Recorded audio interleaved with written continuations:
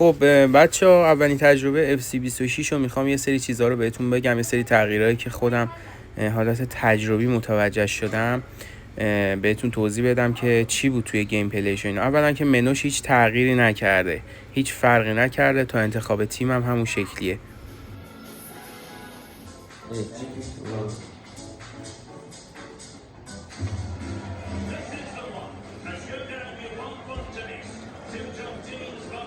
اولین چیزی که خیلی زود به چشم اومد ریاکشن دروازه‌بانا و راحت گل نخوردنشون بود که من خیلی خوشم اومد. FC26 که آقا حامد زد و خیلی هم خفن زد با هریکانه. شوتای پشت محوطه توی محوطه جریمه همه پرسرعت و قدرتی شدن.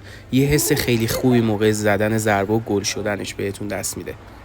اینجا بازم ریاکشن دروازه‌بان رو می‌بینید که توی FC25 اینا رو به راحتی گل می‌خورد. یه چیز دیگه‌ای که خیلی من خوشم اومد و چشمو گرفت روونتر شدن بازیه. به طرز چشمگیری از سری قبلیش روونتر و خیلی سیالتر شده.